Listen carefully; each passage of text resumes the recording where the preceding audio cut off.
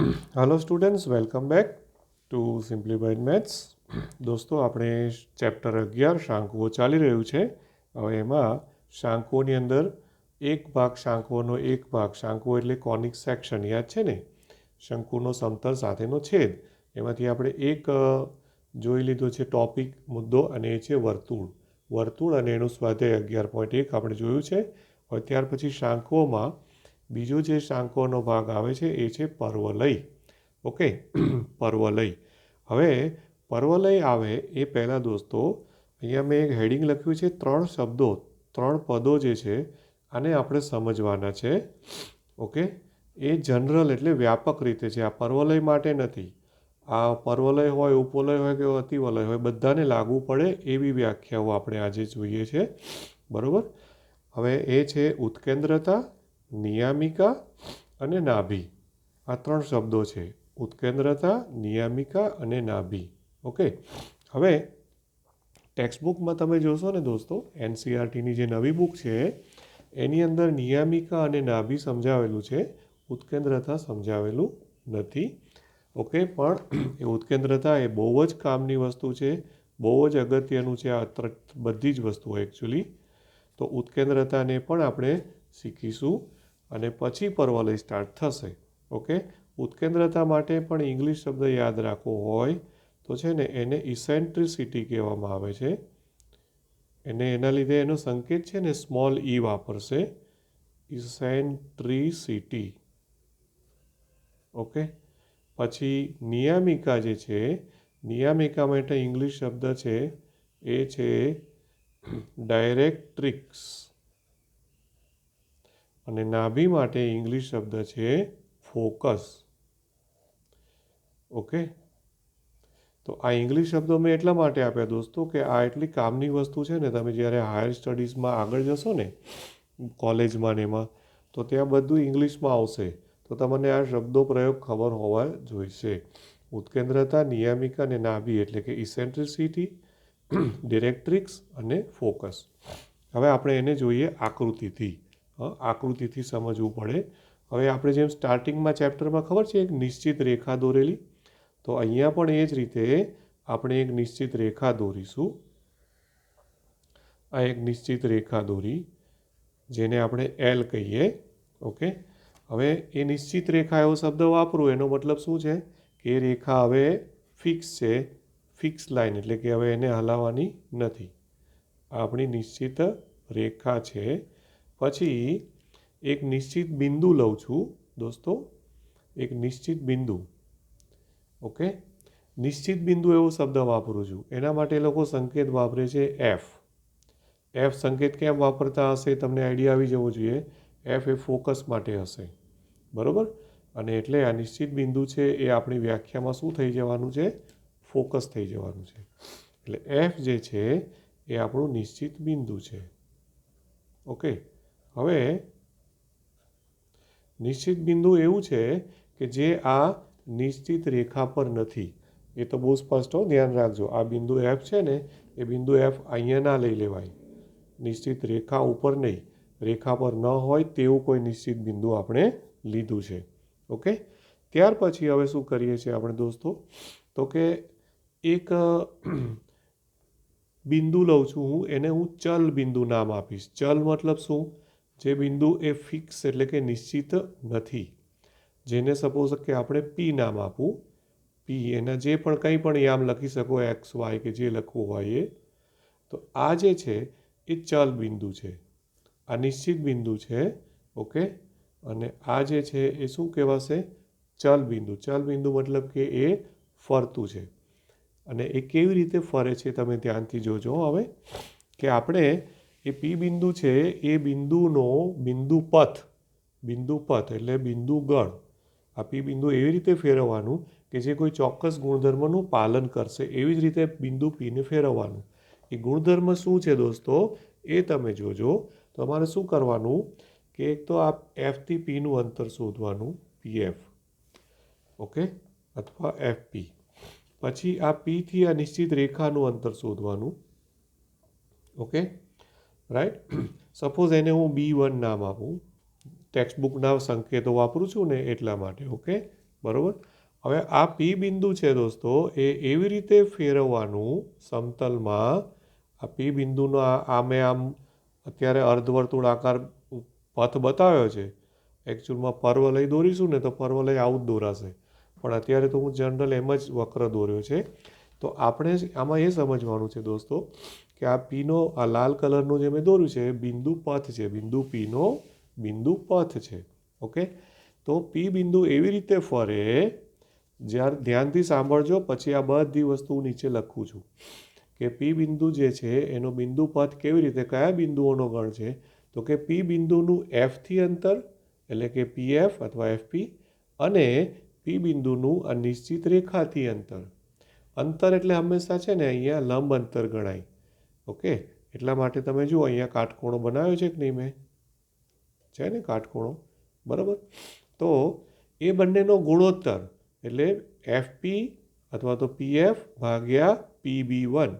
તો એ જે ગુણોત્તર છે એ ગુણોત્તર અચળ રહેવો જોઈએ. કેવો રહેવો જોઈએ? અચળ. એટલે તમે આ પી બિંદુ છે ફરતું બિંદુ છે, એટલે પી બિંદુને તમે ગમે ત્યાં આ એના બિંદુ પથ ઉપર લઈ જાઓ આવી રીતે. ઓકે, એટલે પી બિંદુ અહીંયા હતું, ત્યાંથી ફરતું ફરતું અહીંયા આવ્યું, આ બિંદુ B2 આવ્યું સપોઝ, પછી એવી જ રીતે પી બિંદુ પાછું ફરતું ફરતું ધારો કે અહીંયા આવ્યું, રાઈટ, આ રીતે આવ્યું. ધારો કે આ બિંદુ B3 લઈ લઉં. તો હવે શું થયું કે જો આ PF ભાગ્યા PB1 કરો કે PF ભાગ્યા PB2 કરો કે પછી PF ભાગ્યા PB3 કરો, તો એ ગુણોત્તર સેમ રહેવો જોઈએ, અચળ રહેવો જોઈએ. ઓકે, જો એ રીતે આ પી બિંદુ સમતલમાં ફરે એટલે કે તો એના બિંદુઓનો જે બિંદુ પથ છે એટલે કે બિંદુ ગણ છે, બિંદુઓનો ગણ, એ શાંકઓની રચના કરશે. શું કરશે દોસ્તો? એ શાંકઓ બનાવશે. એટલે એકચ્યુઅલમાં છે ને શાંકઓની આ રિયલ વ્યાખ્યા આવી, જે અત્યારે NCERTની બુકમાં નથી દોસ્તો, સાંભળી લેજો. ઓકે, પણ આ બહુ જ કામની અને બહુ જ ઇન્ટરેસ્ટિંગ વસ્તુ છે. તો શાંકોની વ્યાખ્યા આપણે અહીંયા નીચે લખીએ. હા, એના ઉપરથી એ જે વ્યાખ્યા લખું છું ને, એ આ આકૃતિમાં 3 વસ્તુ આવી ગયેલી છે. આ 3 વસ્તુ આમાં છે એ હું પહેલાં અહીંયા લખું, પછી આપણે સમજીએ કે ધારો કે L એક નિશ્ચિત રેખા છે, બરાબર. L એ નિશ્ચિત રેખા, બરાબર. પછી F એ નિશ્ચિત બિંદુ છે. આકૃતિમાં જે બધું દોરેલું છે એ જ લખું છું, નિશ્ચિત બિંદુ. અને નિશ્ચિત બિંદુ કેવું છે? જે રેખા L પર નથી, જે L પર નથી એવું બિંદુ છે. એ રેખા L ઉપર ના હોય એવું બિંદુ છે, બરાબર. તથા હવે બિંદુ પીના યામ XY લખવા જરૂરી નથી વ્યાખ્યામાં, પણ બિંદુ P એ જ સમતલમાં એટલે કે આના આ જ સમતલનું એક કોઈ ચલ બિંદુ છે.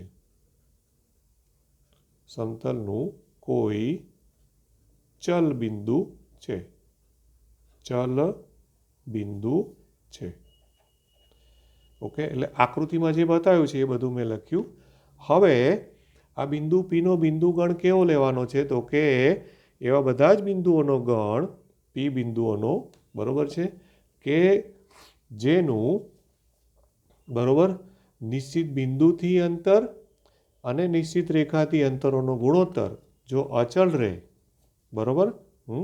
એટલે પી બિંદુ છે એ પી બિંદુ તમારે કેવી રીતે ફેરવવાનું દોસ્તો? તમે ટેક્સ્ટબુક જોશો ને તો ટેક્સ્ટબુકમાં સીધી પર્વલયની વ્યાખ્યા આપી છે. ઓકે દોસ્તો, રાઈટ. તો એને આપણે એકચ્યુઅલી શું કહેવાય, પર્વલયની વ્યાખ્યા તરીકે મેં ડાયરેક્ટ અહીંયા લખતો નથી. પેજ નંબર 232માં જોશું તો અહીંયા હું લખી રહ્યો છું ને એ પર્વલયની વ્યાખ્યા નથી. આમ હું એક જનરલ વ્યાપક શાંકવો કોને કહેવાય એ હું સમજાવી રહ્યો છું. ઓકે, હવે છે ને કે આ પી એ સમતલનું કોઈ ચલ બિંદુ છે, તો પી કેવી રીતે ફેરવવાનું સમતલમાં એ ધ્યાનથી જોજો. હું શું લખું છું કે પી બિંદુ એવી રીતે ચલે એવા તમામ બિંદુઓનો ગણ માટે આપણે એવું લખીએ કે એવા તમામ બિંદુઓ બરાબર નો ગણ. આ બિંદુઓનો ગણ એટલે બીજી ભાષામાં કેવું હોય તો બિંદુઓનો ગણ એટલે બિંદુ પથ. ઘણી ચોપડીમાં બિંદુ પથ શબ્દ વાપરે છે. ઓકે, તો એવા તમામ બિંદુઓનો ગણ કે જેનું નિશ્ચિત બિંદુથી અંતર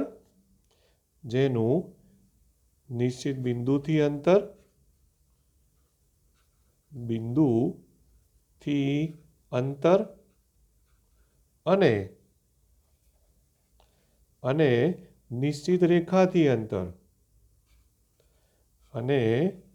નિશ્ચિત રેખાથી અંતરો ઓકે નો ગુણોત્તર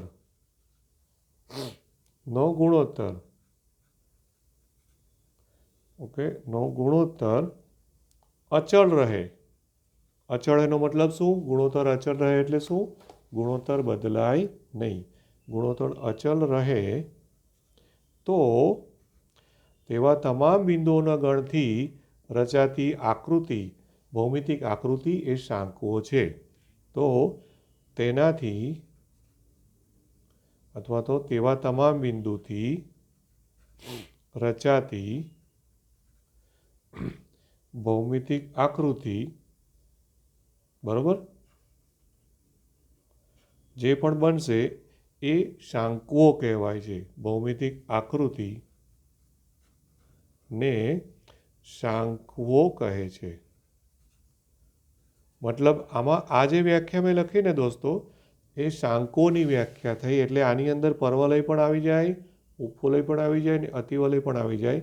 ત્રણે ત્રણ એવી જ રીતે બનેલા છે કે પીથી એફનું અંતર અને પીથી નિશ્ચિત રેખાનું અંતર એ બેનો તમારે ગુણોત્તર કરવાનો અને ગુણોત્તર અચળ રહે એવી રીતે જ પી બિંદુ ફરે. અને એ જે બિંદુઓનો ગણ આવે એ અલગ અલગ ભૌમિતિક આકૃતિઓ રચે. તો એ અલગ અલગ આકૃતિઓ ક્યારે રચશે દોસ્તો? એ આ ગુણોત્તર ઉપર આધારિત છે. કયો ગુણોત્તર આપણે લખ્યો છે? એટલે કે ગુણોત્તર શું છે? તો કે આ એફપી, તો એફપીના ભાગ્યા પીબી1 અથવા તો is equal to FP upon PB2 is equal to FP upon PB3 and so on વગેરે વગેરે. આવું જો થાય તો Pનો બિંદુ ગણ, આ મેં વ્યાખ્યાને સંકેતિક લખી, Pનો બિંદુ ગણ એ શાંકો છે. Pનો બિંદુ ગણ જે છે એ શું રચશે? શાંકો બરોબર બનાવે છે અથવા તો રચે છે. આ ગુણોત્તર જ્યારે અચળ એટલે ઇક્વલ, ખ્યાલ આવ્યો કે નહીં? તો એને શાંકુઓ કહે છે. આ ગુણોત્તર સરખા થવા જોઈએ દોસ્તો, રાઈટ?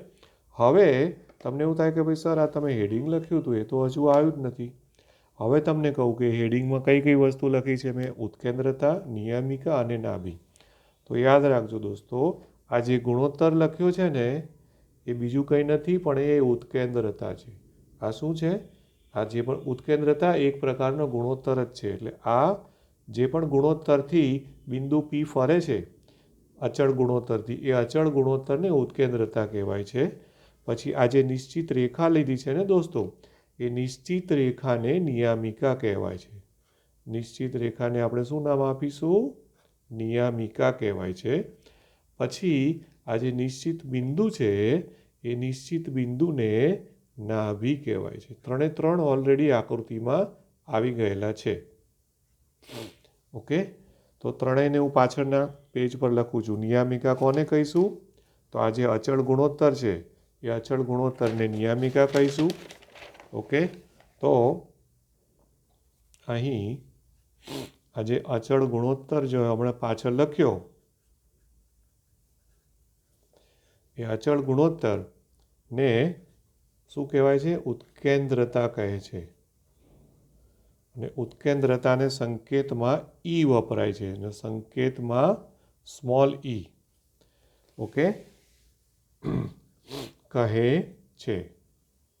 ઓકે, એટલે કે હવે પાછળ જે પેલો ગુણોત્તર લખ્યો ને સૌથી છેલ્લે, એ આપણે શું લખ્યો છે? પેલું FP/PB1 અથવા તો is equal to FP/PB2 is equal to FP/PB3.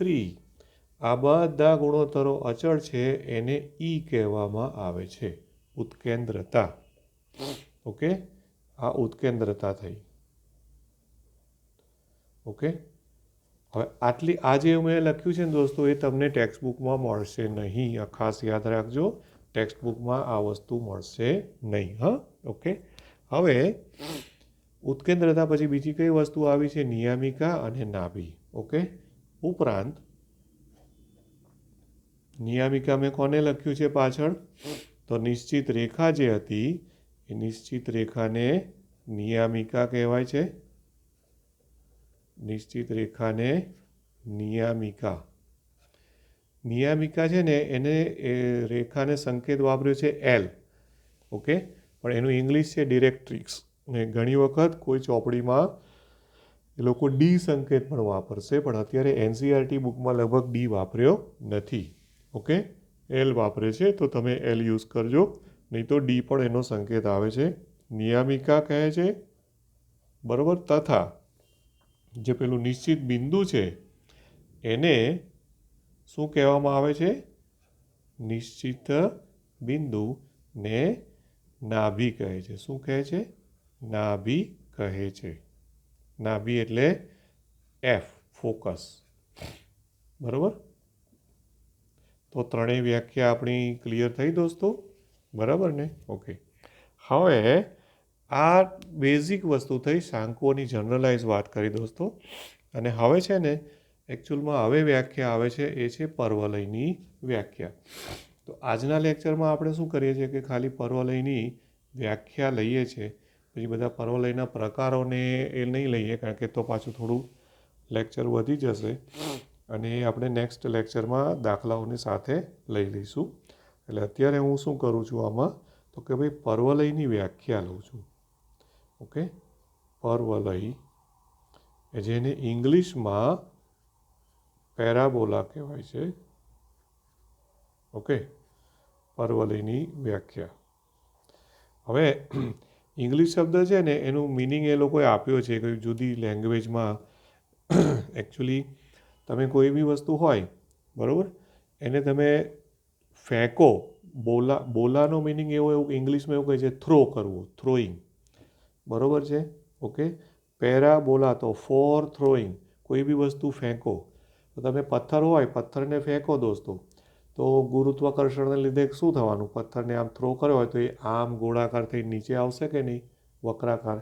અહીંયાથી તમે થ્રો કર્યો હોય તો એ આમ ગોળાકાર થઈ નીચે આવશે, તો એ પર્વલય આકાર થયો આ રીતનો.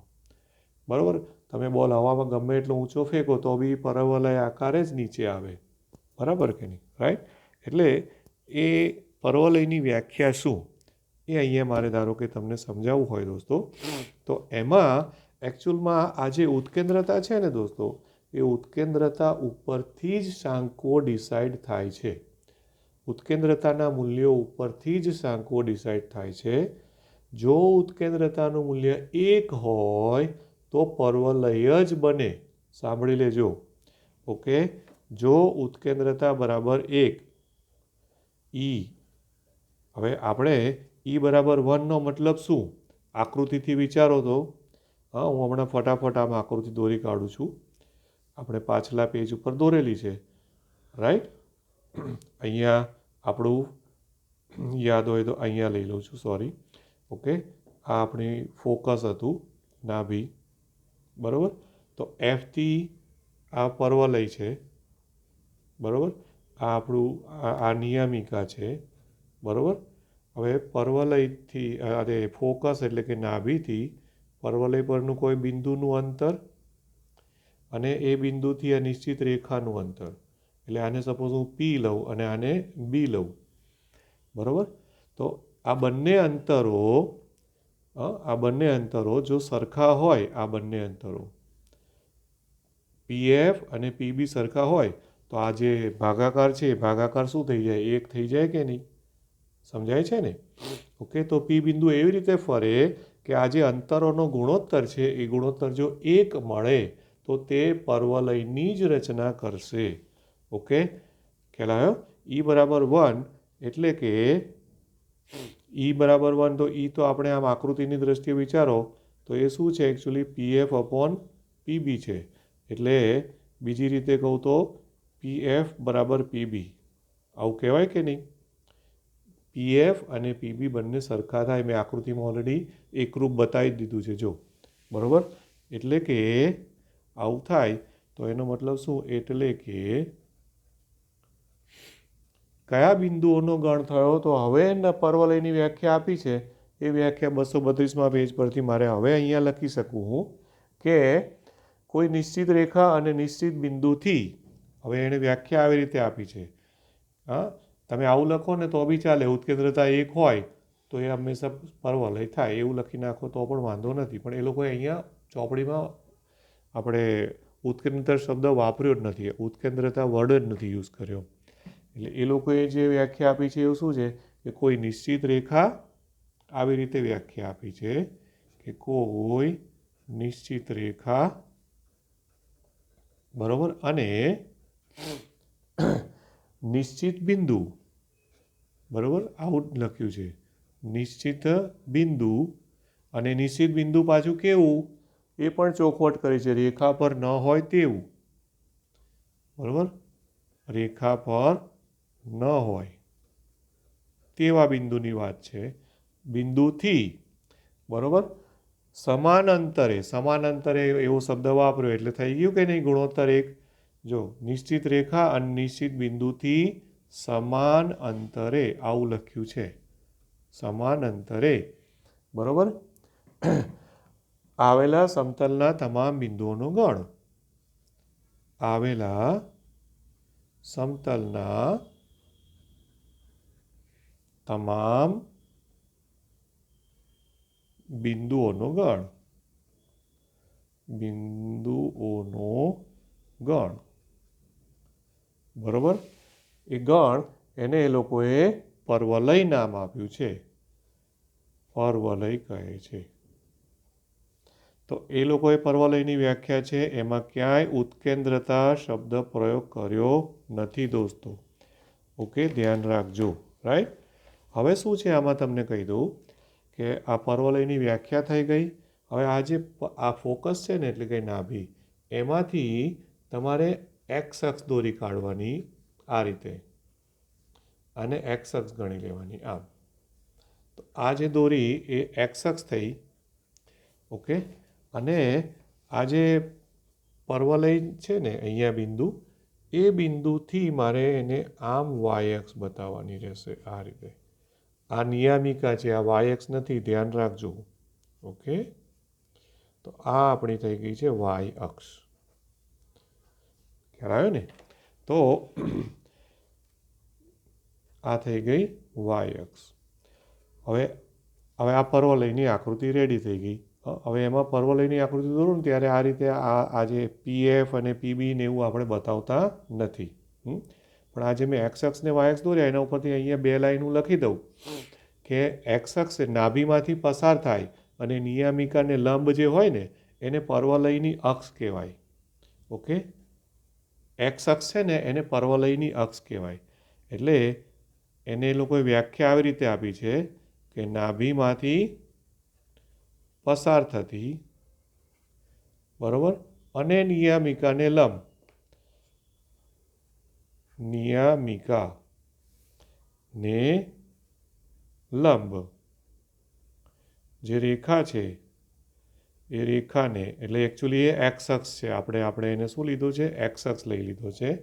એને પર્વલયની અક્ષ કહે છે. શું કહે છે? પર્વલયની અક્ષ કહે છે. અક્ષ કહે છે. ઓકે, અને આ જે બિંદુ જે છે ને અહીંયા જ્યાંથી વાય અક્ષ દોર્યો છે, હા દોસ્તો, એને શિરોબિંદુ કહેવાય. એને શું કહેવાશે? શિરોબિંદુ. શિરોબિંદુ એટલે આપણે સામાન્ય રીતે શું સંકેત વાપરો? O. બરાબર કે નહીં? ઓકે, તો અને પર્વલયનો અક્ષ અને પર્વલય અને તેના અક્ષનું છેદબિંદુ, બરાબર. પર્વલય એણે વ્યાખ્યા આવી રીતે આપી છે, જોજો. ઉપરાંત આકૃતિમાં જોજો, આ પર્વલય અને તેનો અક્ષ એટલે એક્સ અક્ષ, એનું છેદબિંદુ એટલે આ, એણે શું નામ આપ્યું છે? શિરોબિંદુ કીધું છે. તથા પર્વલયની અક્ષ, બરાબર, અને પર્વલયની અક્ષ અને પર્વલયના છેદબિંદુને, આ બધા છે ને ઓબ્જેક્ટિવમાં આવતું હોય છે દોસ્તો, ના છેદબિંદુને પર્વલયનું વર્ટેક્સ, ઇંગ્લિશમાં વર્ટેક્સ કહે છે અને ગુજરાતીમાં પર્વલયનું શિરોબિંદુ કહે છે. પર્વલયનું શિરોબિંદુ કહે છે. ઓકે, હવે પર્વલયના જે અલગ અલગ પ્રકારો ને એનું વ્યાપક સમીકરણ ને એ બધું છે ને દોસ્તો, એ આપણે નેક્સ્ટ લેક્ચરમાં રાખીએ છીએ. તો આજે આપણે કેટલી વસ્તુ જોઈ છે? તો પહેલાં આપણે 3 વ્યાખ્યાઓ જોઈ. કઈ 3 વ્યાખ્યાઓ જોઈ? તો કે એક તો ઉત્કેન્દ્રતા, ત્યાર પછી નિયામિકા અને નાભી. એ જનરલાઇઝ જોઈ છે આપણે, એટલે શાંકુઓ માટેની. કોઈ પણ પર્વલય હોય, ઉપવલય હોય કે અતિવલય હોય, બધામાં એ વ્યાખ્યા લાગુ પડે. અને એ સમજ્યા પછી, બધું ડિટેલમાં સમજ્યા પછી આપણે પર્વલયની વ્યાખ્યા જોઈ કે ભાઈ પર્વલય કેવી રીતે રચાય છે, એ ભૌમિતિક રીતે સમજ્યા, બરાબર. અને એ પર્વલયમાં નાભી, નિયામિકા એ બધું દોર્યું, બરાબર છે. ઓકે, અને એમાં પર્વલયની અક્ષ, પર્વલયનું શિરોબિંદુ, આ બધું લખ્યું. હવે પર્વલયનું સમીકરણ, અલગ અલગ પ્રકારો જે છે, અને પછી નાભીના યામ ને નિયામિકાનું સમીકરણ ને જે બધું આવશે, એ હું હવે આજના લેક્ચરમાં લેતો નથી. કારણ કે જો લેવા જઈશું તો આપણું લેક્ચર છે એ થોડું લાંબુ થઈ જશે. એટલા માટે એ આપણે નેક્સ્ટ લેક્ચરમાં રાખીએ છીએ દોસ્તો, બરાબર. હોપફુલી તમને આ સમજાયું હશે. ફરી એક વખત કહી દઉં છું કે આજે જે ભણ્યા એમાંથી લગભગ 50% જેવી વસ્તુ એવી છે કે જે તમારે ટેક્સ્ટ બુકમાં આપેલી નથી. તો મહેરબાની કરીને એને શાંતિથી સમજજો, કારણ કે બહુ જ અગત્યની વસ્તુ છે. ભલે બુકમાં ના આપી હોય, પણ JEEમાં, ગુજકેટમાં ગમે ત્યાં આવશે તો આપણને સમજણ પડશે નહીં દોસ્તો. ઓકે, સો ત્યાં સુધી have a nice day. Bye bye.